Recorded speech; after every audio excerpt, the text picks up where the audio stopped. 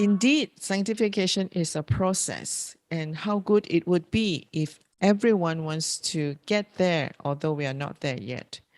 But sometimes some of us may not want to get there. We may want to do things our own way and not follow the Lord's way.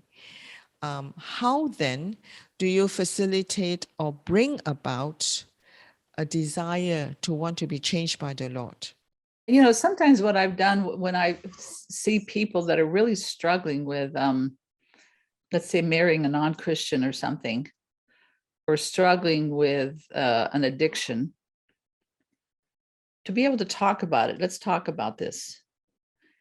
And to just kind of affirm them and saying, I know you know that the Bible teaches something else. We know that God in his wisdom is something better for you, but you're not there yet. But would you like to get there? Is that something we could make as a counseling goal to help you be free from cigarettes or whatever it is that's just got you enslaved? And to be able to just say, you're not there yet, but would you like to be there? Is that something we can pray towards? Is that something we can talk about? And to get them to say, yeah, I really would, but I'm really not there yet. And we're reminding them that change is a process. It doesn't just, sanctification isn't instantaneous. It's a process of the renewal of the mind. And so just helping them, just ask them, would you like to change? Would you like to get there? I'm dealing with something similar right now.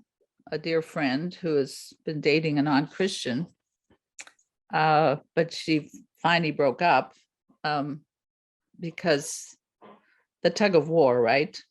And just wanting to obey God, and yet finding this person who loves her better than any Christian guy she's ever dated. This is a problem. Sometimes you'll find really great non-Christian guys that are kind and tender and good listeners. And sometimes you compare them with a lot of Christians in the church that are just the opposite. So it's a big temptation. But back and forth, just praying for her and praying, Holy Spirit, you change her. I mean, we do have the resource of the Holy Spirit. And sometimes when we've said what we need to say, we just have to step back and say, Jesus, I can't change anybody. This is your work. But send your spirit in a powerful way, convict her, keep her, show her, which is kind of what happened in this case.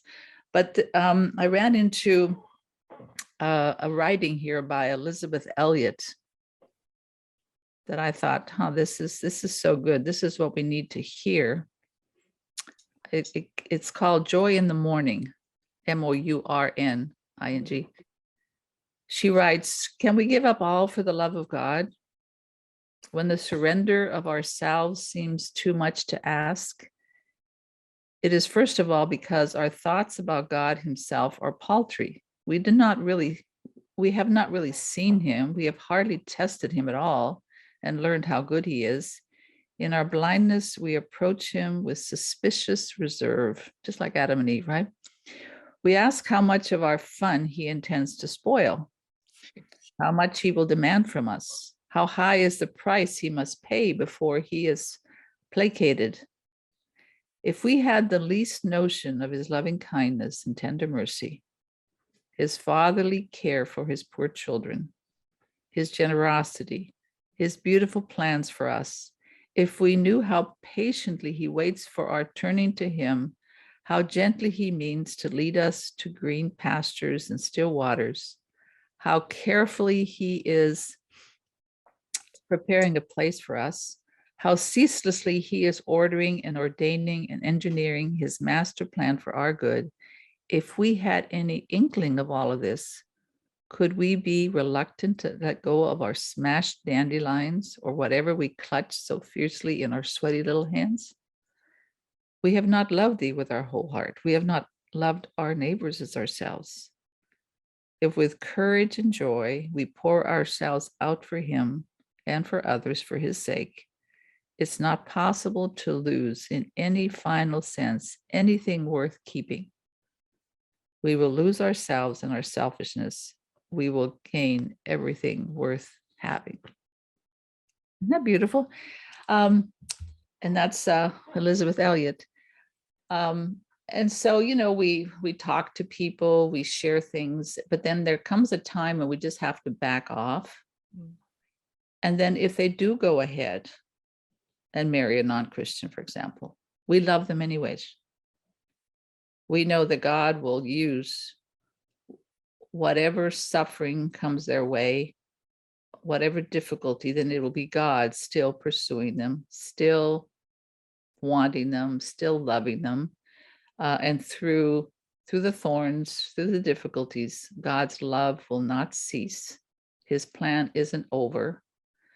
And so we just go on loving them and accepting them and enjoying them, even if they're making choices that we know ultimately are going to hurt them.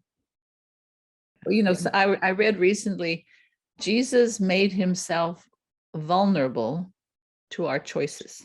He didn't insist that we obey him, but he made himself vulnerable, letting us choose to hate him, letting us choose to be his enemy.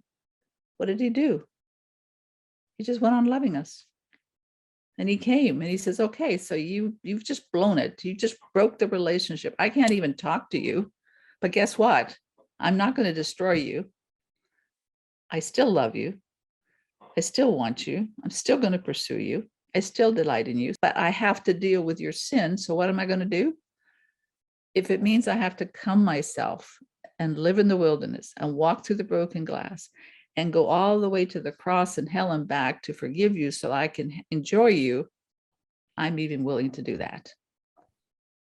So if Jesus went through all that, even when we sinned, how much more should we, when people sin, we just continue to love them. We continue to pursue them. We continue to be Christ to them. And hopefully, God will use their wilderness experience to draw them to himself. And one day we'll all be together celebrating our redemption.